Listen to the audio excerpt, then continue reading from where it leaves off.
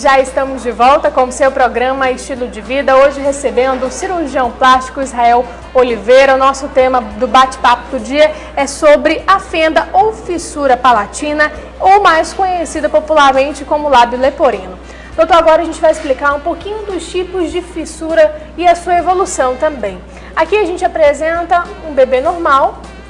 Sim, aparentemente normal, né? Ele não tem o defeito no lábio, mas a gente verifica ao exame, quando a criança nasce, tem que ser avaliado, né? Tem que ser feita a avaliação e pode ser percebida aqui a fissura palatina, que é a fissura no céu da boca, na parte dura do céu da boca ou somente na parte mole, que a gente conhece como palato duro e palato mole.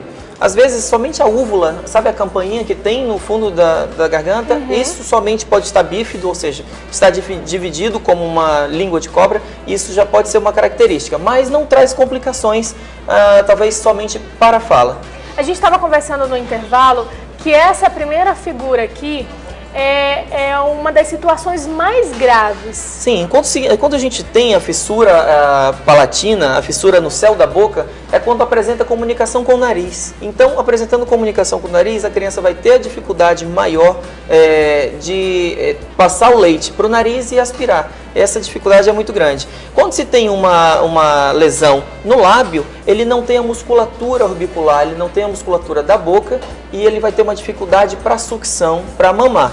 E aí, quando se tem uma fenda completa, e essa fenda ela pode ser unilateral ou ela pode ser bilateral. Isso daí vai depender da malformação. Existem várias formas de apresentação.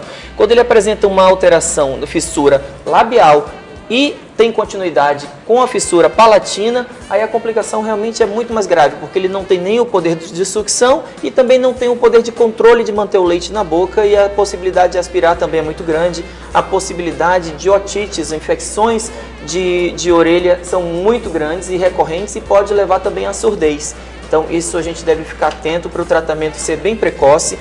As pessoas têm que ficar alertas para que o atendimento dessas crianças sejam feito o mais rápido possível, acompanhamento.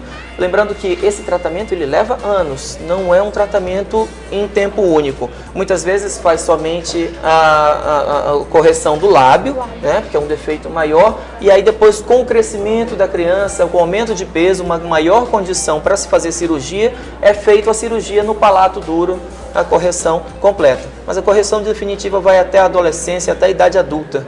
Doutor, acontece uma evolução da doença ou não? A criança que apresenta, por exemplo, somente essa fissura no céu da boca, ela pode continuar dessa forma ou ela pode apresentar uma fissura no lábio? Não existe evolução da doença. A malformação ela já está instalada e aí a evolução somente tendo o atendimento médico, tendo o suporte médico, né, o suporte multidisciplinar, é evolução para melhor, né?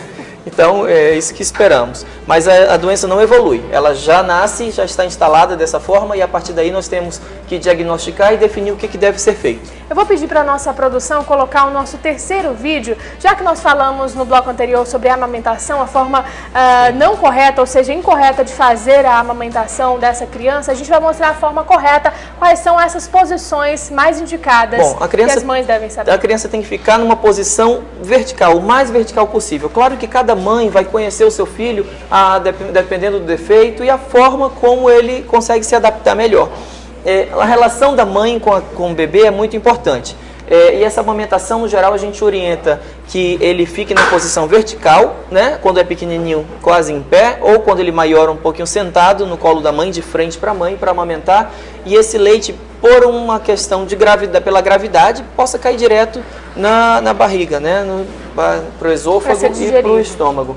A mãe pode massagear, porque às vezes a criança não tem o poder de sucção, mas se tiver esse extravasamento de leite pelo canto da boca, a mãe tem que diminuir um pouquinho. Então, tem que ter um feeling, tem que ter um pouquinho de acompanhamento da mãe. A mãe vai percebendo o que ela deve fazer para o seu filho, para que seu filho possa se alimentar bem e ter um crescimento adequado e a possibilidade de um bom tratamento. Bom, que é melhor para o seu filho, né? E agora eu vou pedir para a nossa produção colocar o nosso quarto vídeo, que é a respeito do diagnóstico. Como é que é feito esse diagnóstico da fissura?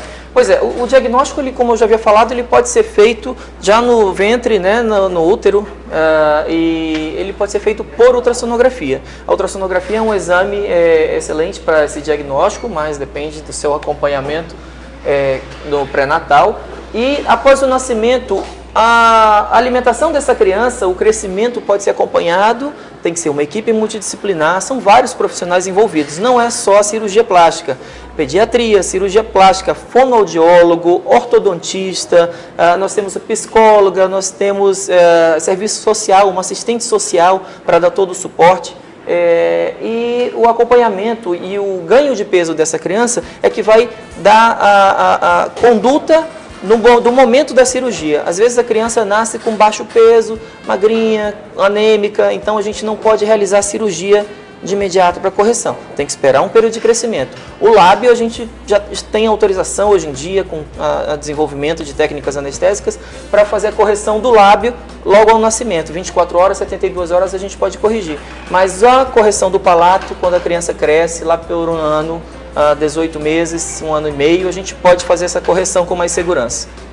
A gente agora vai passar a nossa tela interativa que fala justamente sobre a cirurgia.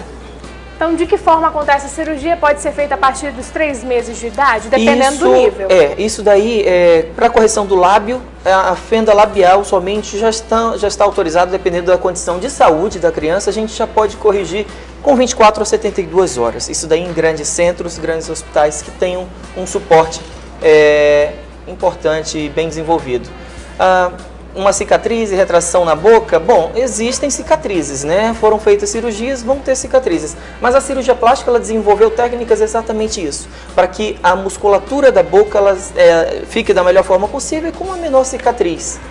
A fenda, sem dúvida, a fenda labial, a fenda palatina, é algo que causa muito mais traumatismo do que uma cicatriz. Ela deixa sequelas? O rosto fica deformado para sempre? Bom, as deformidades, todas essas deformidades, elas podem ser corrigidas através da cirurgia plástica, da cirurgia, através da ortodontia, isso pode ser corrigido.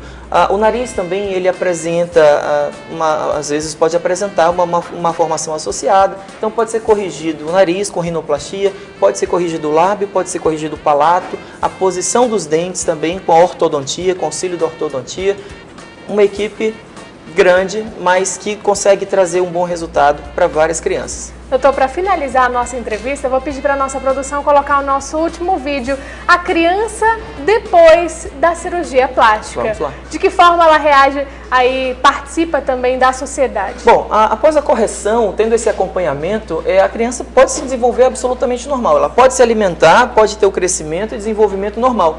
Hoje em dia nós temos, inclusive, atores de Hollywood que tinham fenda palatina, tinham fenda labial, foram corrigidas e são atores, tem todos os tipos de profissionais.